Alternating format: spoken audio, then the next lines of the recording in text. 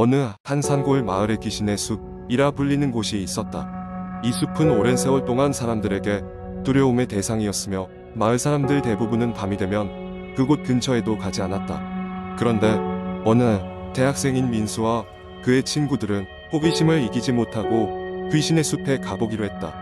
민수와 친구들은 어두워지기 전에 숲에 도착했다. 햇살이 나무 사이로 부서져 내려오는 가운데 그들은 처음엔 아무런 이상한 기운을 느끼지 못했다. 무슨 귀신의 숲이야. 그냥 평범한 숲이잖아. 라며 친구 수진이 웃어넘겼다. 하지만 숲 깊숙이 들어갈수록 어딘가 모르게 주변이 싸늘하게 느껴졌다. 한참을 걸은 끝에 그들은 작은 오두막을 발견했다. 오두막은 오래되어 보였고 문은 삐걱거리는 소리를 내며 쉽게 열렸다. 호기심에 가득 찬 민수와 친구들은 그곳을 조사해 보기로 했다. 오두막 안은 먼지와 거미줄로 가득했고 오래된 가구들이 덩그러니 놓여 있었다. 무엇보다도 그들의 시선을 끈 것은 벽에 걸린 낡은 사진이었다. 사진 속에는 이질적인 눈동자를 가진 소녀가 미소를 짓고 있었고 그녀의 주위에는 흐릿한 모습의 다른 사람들이 서 있었다. 그때부터인가 이상한 일들이 일어나기 시작했다. 수진이 벽의 그림을 자세히 보던 중 놀라 소리를 질렀다. 그림 속 소녀의 눈동자가 천천히 움직이는 것처럼 보였기 때문이었다. 모두가 그 순간을 목격했고 섬뜩한 기운에 얼어붙었다. 갑자기 오두막의 창문이 풍소리를 내며 닫히더니 바람이 세차게 불기 시작했다. 그들은 두려움에 사로잡혀 서둘러 오두막을 빠져나오려 했다. 그러나 문이 열리지 않았다. 서로 당황하여 문을 잡아당겼으나 소용이 없었다. 그때 어디선가 소녀의 웃음소리가 울려 퍼졌다. 여기서 뭐하는 거니? 그 소리는 아까 사진 속 소녀의 목소리처럼 부드럽고 차가웠다. 그들은 안에 갇힌 채 두려움에 떨었다. 민수는 무언가를 결심한 듯 주위를 둘러보더니 뒷창문을 깨고 나가자고 제안했다. 간신히 창문을 깨고 숲으로 뛰쳐나온 그들은 어둠 속에서 미친 듯이 달렸다. 그들의 뒤에서는 계속해서 소녀의 웃음소리가 들려왔다. 그 소리는 점점 더 가까워지는 것만 같았다. 한참을 달려 마을로 돌아온 그들은 경찰서로 직행했다. 하지만 경찰은 그들의 이야기를 믿어주지 않았다. 그저 학생들이 장난을 친 것뿐이라며 대수롭지 않게 넘겼다. 하지만 그날 이후로 그들은 누구도 알지 못하는 악몽에 시달렸다. 꿈속에서 사진 속 소녀가 나타나 그들을 향해 손을 내뻗는 것이었다. 몇 년이 지나고 민수는 그날의 기억을 잊고 지내려 했으나 언제나 마음 한켠에선 그날의 경험이 단순한 환상이 아니었음을 직감했다. 어느 날 귀신의 숲에 다시 가보겠다는 생각이 들었다. 이번엔 혼자서 귀신의 숲에 다시 들어섰을 때 민수는 알 수 없는 기분에 휩싸였다. 그날의 오두막은 존재하지 않았다. 마치 처음부터 없었던 것처럼.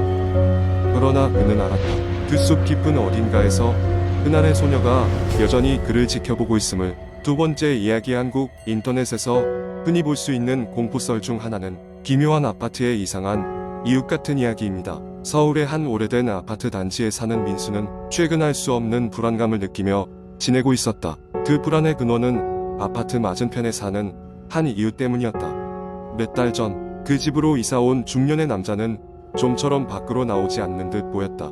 아파트 주민들 사이에서도 그의 존재는 미스터리였다.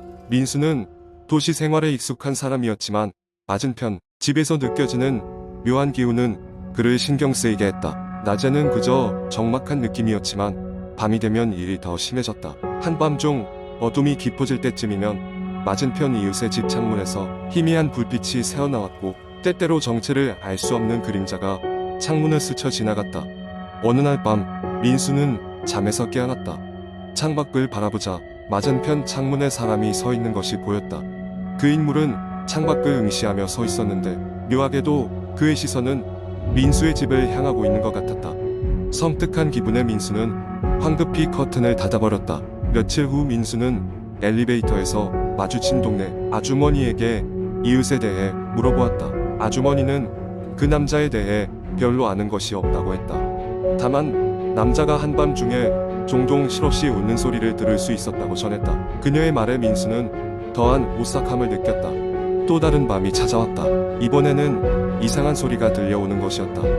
맞은편 집에서 낮고 비정상적으로 일정한 톤의 노랫소리가 들려왔다. 호기심과 불안감이 다시금 민수를 괴롭히기 시작했다. 그는 용기를 내어 그 집의 동태를 살펴보기로 결심했다. 그는 현관문을 열고 복도로 나갔다. 복도는 을씨년스러울 정도로 조용했다. 민수는 맞은편 집 앞에 다다랐다. 문틈 아래로 희미한 빛과 낯선 냄새가 흘러나왔다. 그때 갑자기 문이 삐걱거리며 조금 열리더니 한쪽 문이 그 틈 사이로 나타났다. 민수는 그 눈과 마주쳤고 급히 뒤로 물러났다. 화들짝 놀라 집으로 돌아온 민수는 밤새 잠을 이루지 못했다. 그날 이후로 불길한 느낌은 더욱 커져만 갔고 그는 서둘러 이사를 결심했다. 이삿날이 다가오자 마음이 다소 편안해졌지만 그는 기묘한 이웃과의 경험을 잊을 수가 없었다. 마침내 이사하는 날 민수는 엘리베이터를 타고 내려가다가 관리인을 만났다. 관리인은 친절하게도 민수에게 이사 잘 가라고 인사하며 그동안 무슨 일이 있었냐고 물었다. 민수는 잠시 망설이다 맞은편 이웃에 대한 이야기를 꺼냈다. 그러자 관리인의 얼굴이 창백해졌다. 관리인은 조용히 말했다. 그 집에는 아무도 살지 않는 걸로 알고 있는데요. 몇 년 전부터 빈집 상태였어요. 민수는 그 말을 듣는 순간 등골이 오싹해졌다. 자신이 본 것은 과연 무엇이었을까? 그 뒤로 민수는 아파트를 떠났고 이후 그곳에는 다시는 발을 들이지 않았다. 하지만 그날 밤의 경험은 오랫동안 그의 머릿속에 남아 공포의 기억으로 남아있었다. 세 번째 이야기. 서울의 번화가에서 조금 떨어진 곳에 오래된 아파트 단지가 하나 있었습니다. 외관은 낡았고 밤이 되면 으스스한 기운이 감돌았습니다. 사람들은 이 아파트에 얽힌 괴담을 이야기하곤 했습니다.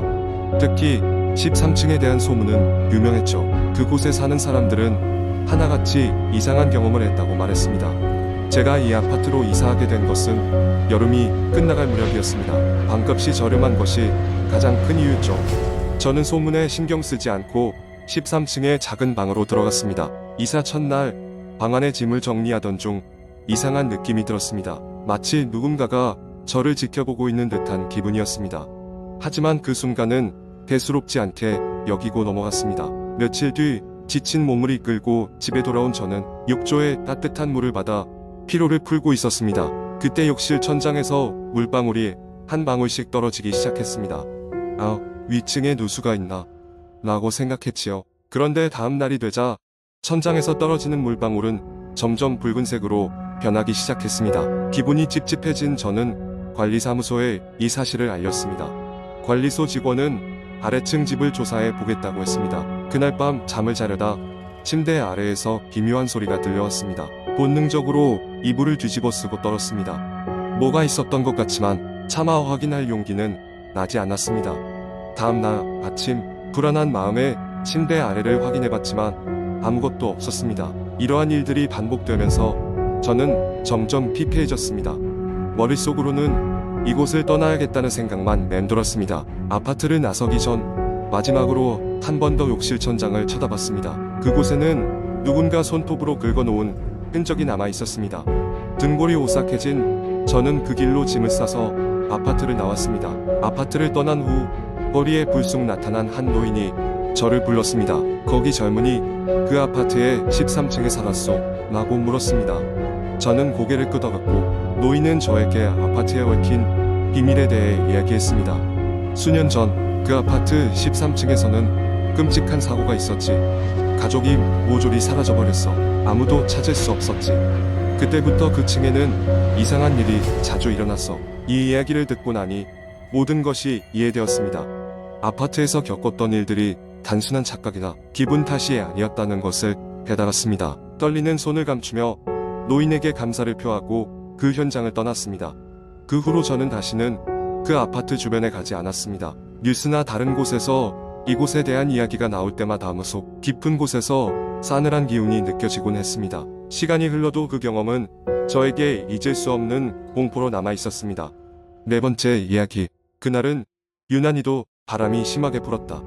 나는 대학 선배의 초대로 그의 외딴 시골 집을 방문하게 되었다. 선배는 언제나처럼 장난기 넘치는 웃음과 함께 우리 집에서 하룻밤 묵어라. 재미있는 이야기 하나 들려줄게라고 했다. 나는 그저 농담 반 진담 반으로 선배의 초대를 받아들였고 어딘가 으스스한 낡은 집에 도착했다. 집은 마치 세월의 흔적을 고스란히 간직한 듯했다. 목조로 지어진 집은 삐걱거리는 소리로 우리를 환영했고 곳곳에는 먼지와 낡은 가구들이 자리를 지키고 있었다. 그러나 이보다 더 눈길을 끄는 건 집 뒤편에 있는 울창한 숲이었다. 높은 나무들이 마치 하늘에 닿으려는 듯 뻗어 있었고 그 안에서 무언가가 나를 지켜보고 있다는 느낌을 지울 수 없었다. 날이 어둡고 차가운 바람이 불기 시작했다. 우리는 거실에 모여 앉아 저녁을 먹으며 이야기를 나누었다. 선배는 술 한 잔을 따르며 이야기를 시작했다. 이 집에는 오래전부터 내려오는 전설이 있어. 밤이 깊어지면 숲속에서 한 소녀의 울음소리가 들린다는 거야. 사람들은 그녀를 고요 속의 속삭임이라 불렀지. 누구도 그녀를 본 적은 없지만 그 소리를 들으면 절대로 숲 안으로 들어가면 안 된다고들 했어. 안 그러면 다시는 돌아올 수 없다는 거지. 나는 그 얘기를 듣고 나서 무심코 창밖을 바라보았다. 바람에 흔들리는 나뭇가지들이 마치 손짓하는 것처럼 보였고 그 순간 한기가 척추를 타고 올라왔다. 하지만 웃으면서 말도 안 되는 소리죠 선배 라고 했다. 시간이 흐르고 우리는 각자 방으로 돌아가 잠자리에 들었다. 그러나 이상하게도 잠이 잘 오지 않았다. 바람 소리가 마치 누군가의 발자국 소리처럼 귓가에 자꾸 맴돌았기 때문이다. 곧이어 정말 이상한 일이 발생했다. 내 방 바로 밖에서 누군가 속삭이는 소리가 들리기 시작한 것이다. 처음에는 바람 소리겠거니 했지만 그 속삭임은 점차 또렷해졌다. 마치 도와줘 라며 애원하는 목소리였다. 가슴이 두근거리며 문 쪽으로 다가갔고 문을 열자마자 속삭임은 사라졌다. 나는 더욱 불안해졌고 결국 선배를 찾기로 했다. 나는 복도를 지나 선배의 방 앞에 도착했는데 문이 반쯤 열려 있었다. 조심스럽게 문을 열고 방 안을 들여다보니 방 안은 텅 비어 있었다. 창문은 열려 있었고 커튼이 바람에 나부끼고 있었다. 이상한 예감이 들어 서둘러 집 밖으로 나가보니 선배는 없었다. 불안함에 발이 떨리기 시작했다. 숲 쪽을 바라보았다. 그곳에서 흰 드레스 차림의 소녀가 보였다. 그녀는 나를 바라보며 살며시 미소 지었다. 순간 내 몸은 마치 다른 의지에 의해 움직이는 것처럼 숲 쪽으로 발걸음을 옮기기 시작했다. 그녀는 천천히 숲속으로 걸어갔고 나도 모르게 그 뒤를 따랐다. 숲은 낮과는 전혀 다른 분위기였다. 어둠 속에서 나는 오로지 그녀의 흰 드레스와 긴 머리만을 따라가고 있었다. 얼마 지나지 않아 그녀가 멈춘 자리에 도착했을 때 그녀는 호련히 사라졌다. 그 자리에는 오래된 묘비 하나가 서 있었다. 그리고 묘비 앞에는 선배가 의식을 잃은 채 누워 있었다. 나는 급히 선배를 흔들어 깨웠고 그는 깜짝 놀란 얼굴로 깨어났다. 왜 여기에 있냐? 내 물음에 그는 대답 대신 두려움에 질린 듯 주변을 둘러보았다. 서둘러 집으로 돌아온 우리는 아침이 밝자마자 마을 사람들에게 찾아가 이 이야기를 하게 되었다. 마을의 한 어르신은 담담한 표정으로 말하길 그 숲에 있는 묘지는 오래전에 실종된 한 소녀의 것이라고 했다. 그녀는 아직도 무언가를 기다리고 있을지 모른다고. 그 뒤로 그 집에 다시 갈 일이 없었지만 종종 그날 밤의 일이 떠오르곤 한다. 혹시나 그 소녀는 아직도 숲속 어딘가에서 누군가의 도움을 기다리고 있을지도 모른다는 생각이 든다. 그리고 또 누군가가 숲을 향해 발걸음을 떼는 순간 그녀를 따라가게 될지도 모른다.